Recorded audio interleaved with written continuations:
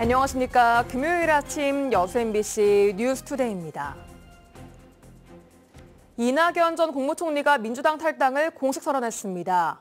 이 전 총리는 어제 국회에서 기자회견을 열고 민주당이 자랑했던 김대중과 노무현 정치는 사라지고 1인 정당, 방탕 정당으로 변질됐다며 탈당 배경을 설명했습니다. 이 전 총리는 향후 행보에 대해 뜻을 같이 하는 사람이라면 누구든지 힘을 모아야 한다며 우선 민주당 혁신을 위해 노력했던 의원들과 협력하겠다고 밝혔습니다. 여수 해상케이블카가 과거 여수시와 맺은 기부금 납부 약정이 부당하다며 지난 2021년 소송을 제기했는데요. 법원이 3년 만에 각하 결정을 내리면서 양측의 갈등이 새로운 국면을 맞게 됐습니다. 문형철 기자입니다. 해상케이블카 공익 기부금을 둘러싼 법적 다툼에 대해 법원이 여수시의 손을 들어줬습니다. 1심을 맡은 광주지법 순천지원은 케이블카 측이 여수시를 상대로 제기한 약정 무효 확인 소송에 대해 각하 결정을 내렸습니다. 업체 측이 매출액의 3%를 기부하기로 여수시와 약정을 맺은 건 지난 2014년. 그러나 2년 동안만 약속을 지킨 뒤 이후에는 기부금을 내지 않았습니다. 이에 여수시가 간접 강제 절차를 밟는 등 압박이 거세지자 지난 2021년에는 협약이 강제적으로 체결됐다며 민사소송을 제기했는데 3년 만에 법원의 판단이 나온 겁니다. 재판부는 간접 강제가 부당하다며 제기한 소송에 대해서도 업체 측의 주장을 받아들이지 않고 기각을 결정했습니다. 두 건의 소송에 대해 구체적인 판단 근거를 담은 판결문은 다음 주쯤 나올 것으로 보입니다. 결과가 나왔기 때문에 당연히 케이블카 측에 이행해라고 또 공문을 보내든지 이런 절차를 하겠습니다. 지난 2017년부터 22년까지 업체 측이 납부하지 않은 기부금은 32억 원. 지난해 매출액까지 고려하면 미납 기부금은 36억 원 정도로 추정됩니다. 법원의 이번 결정에 대해 업체 측은 여수시가 지정한 기부금 납부 기관이 법적으로 적절한지 등 판결문의 내용을 검토한 뒤 대응 방향을 결정하겠다고 밝혔습니다. 여수시는 추가적인 법적 다툼을 피하고 원활하게 기부금을 받아낼 방안을 마련하겠다는 입장. 하지만 기부금 외에도 주차장 문제를 두고 여수시와 업체가 오랜 공방을 벌이고 있어 양측이 합의점을 찾을 수 있을지는 미지수입니다. MBC 뉴스 문형철입니다. 광양시가 지난해 2조 7천억 원에 이어 올해는 3조 원 투자 유치를 목표로 국내외 맞춤형 투자 유치 활동에 나섭니다. 올해 광양시는 지난해 성과를 토대로 원료 가공과 소재 생산, 폐배터리 재활용 등 2차 전지 소재 밸류 체인을 구축하고 동우안 부지와 세풍산단, 황금산단에 2차 전지 앵커 기업과 소부장 기업 등 관련 기업 20개사 유치에 집중할 계획입니다. 광양시는 지난해 포스코 리튬 솔루션과 클라우드 데이터 센터 등 대규모 투자 협약을 포함해 22개사 2조 7,503억 원의 투자를 유치해 역대 최고 실적을 기록했습니다. 전라남도가 섬 주민의 해상교통 이동권 보장과 물류비 부담 경감 등 정주 여건을 개선하기 위해 여객 물류비 지원 사업을 확대하고 올해 6개 사업에 205억 원을 투입합니다. 주요 사업은 섬 주민 여객선 운임 지원과 택배 운임 지원, 천원 여객선 운임, 생활연료 해상 운송비 지원 등입니다. 전라남도는 섬 주민의 보편적 복지 실현을 위해 광역단체 중 전국 최초로 섬 주민 천원 여객선 지원 사업을 지난 2021년부터 추진하고 있습니다.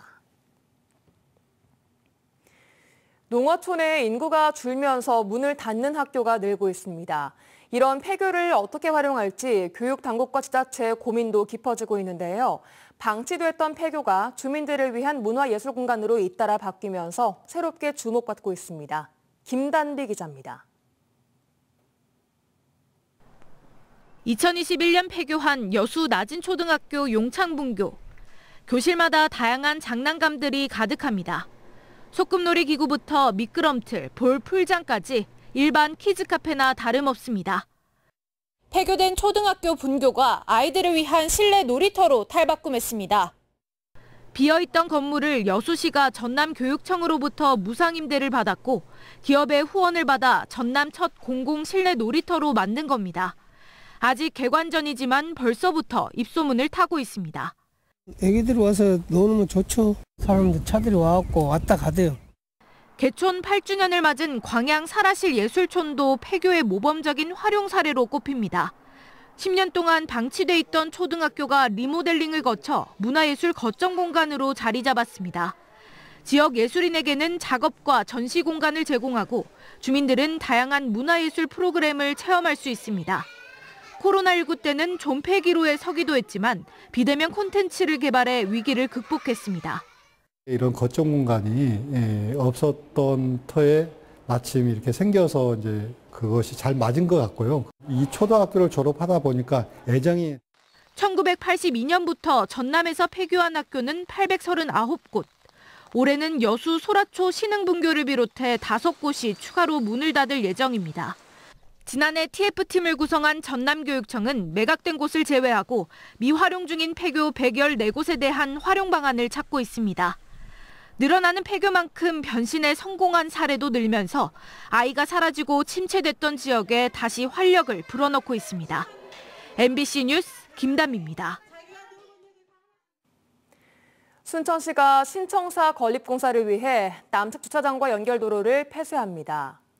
순천시는 지난해 12월 착공한 신청사 건립공사의 본격 시행을 위해 오는 29일부터 시청 내 현재 남측 주차장을 전면 통제하고 민호원인 주차장으로 연결되는 장명로와 중앙 2길 도로도 오는 17일과 다음 달 15일 순차적으로 전면 폐쇄할 계획입니다. 시는 시민들의 편의를 위해 현 청사 동편 주차장은 진출입구 위치를 변경해 신청사를 건립하는 동안 운영하고 사업 부지 주변에도 90면의 임시 주차장을 추가로 확보할 계획입니다. 순천 청산가리 막걸리 살인 사건에 대한 광주고법의 재심 개시 결정에 검찰이 즉시 항고했습니다.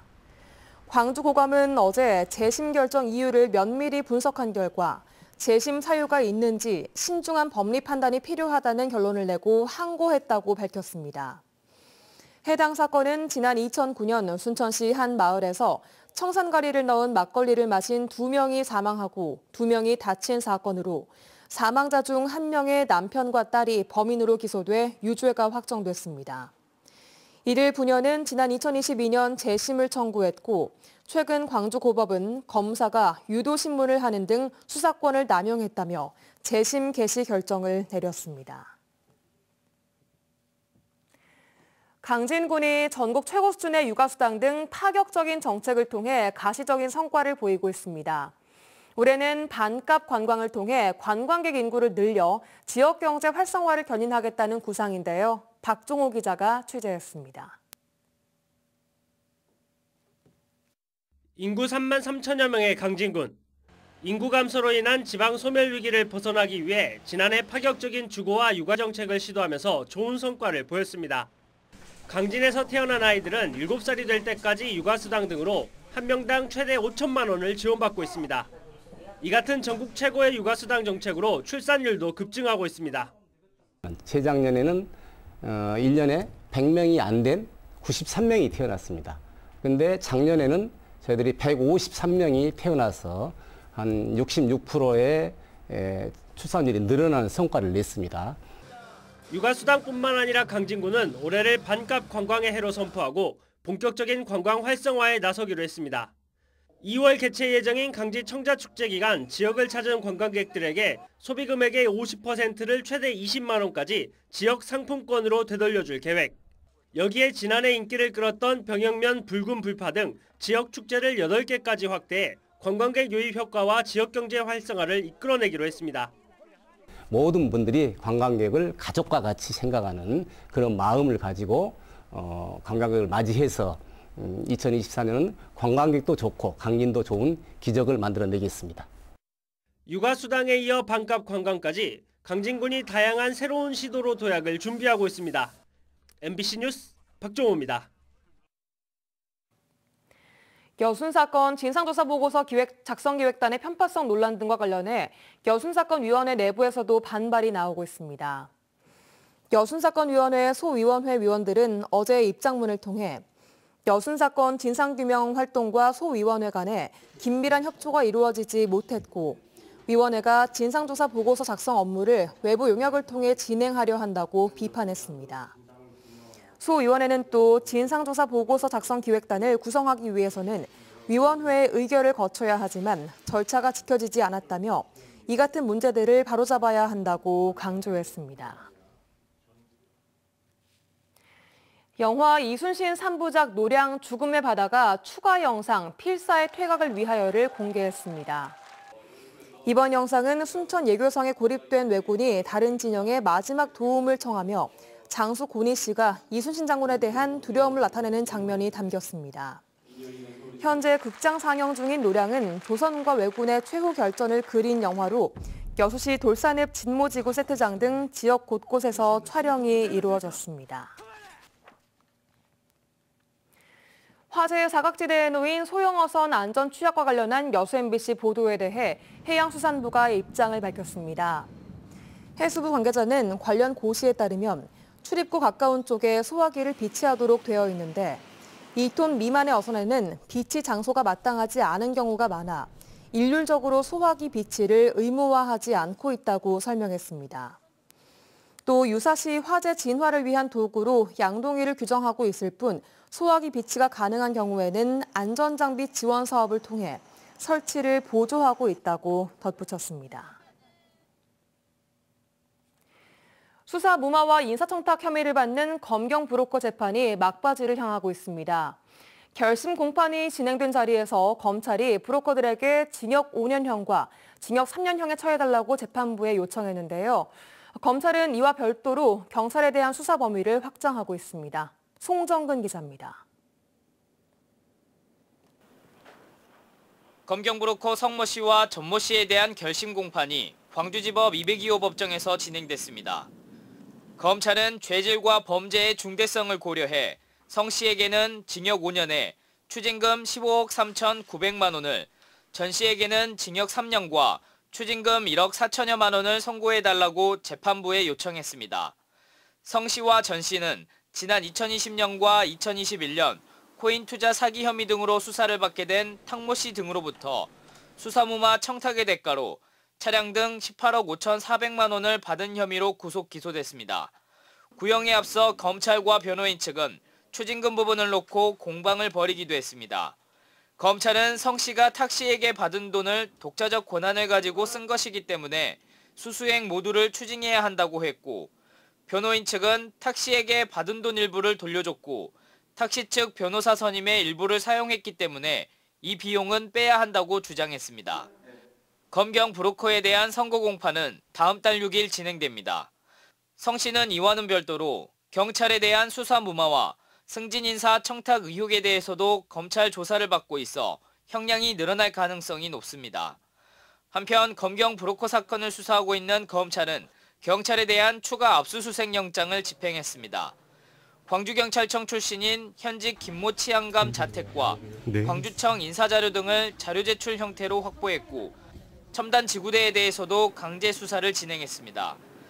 비슷한 시각 검찰은 또 광주경찰청 근무 후 현재 전남청 일선 경찰서장으로 발령된 총경 2명을 대상으로도 압수수색을 벌였습니다. 검찰은 현재까지 수사무마와 인사청탁 의혹을 받고 있는 전현직 검찰 수사관과 경찰 등 19명을 수사 대상에 올려놓고 수사를 진행하고 있습니다. MBC 뉴스 송정근입니다. 전라남도가 겨울 제철 음식을 맛볼 수 있는 여수와 장흥, 해남 완도를 1월 이달의 추천 관광지로 선정했습니다. 여수는 주로 가망만 해역에서 잡히는 새조개를 추천했으며 씨알이 굵고 단백질 등 영양까지 풍부한 것으로 유명합니다. 전라남도는 장흥 굴구이와 해남 닭요리, 완도 매생이도 날씨가 추워질수록 맛이 깊어지는 음식으로 꼽고 주변 관광지를 둘러볼 것을 추천했습니다. 지난해 순천시를 다녀간 방문객이 전년과 비교해 11% 증가한 것으로 나타났습니다. 한국관광공사의 한국관광 데이터랩 분석 결과 지난해 1월부터 11월까지 순천시를 방문한 방문객은 2,586만 명으로 이는 전년 같은 기간에 비교해 11%가 늘어난 것으로 전남 최고 증가율을 보인 것으로 집계됐습니다. 방문객 증가 요인으로는 지난해 4월부터 10월까지 7개월 동안 열린 정원박람회와 푸드앤아트 페스티벌, 세계유산 축전 등 행사가 주요했던 것으로 분석됐습니다.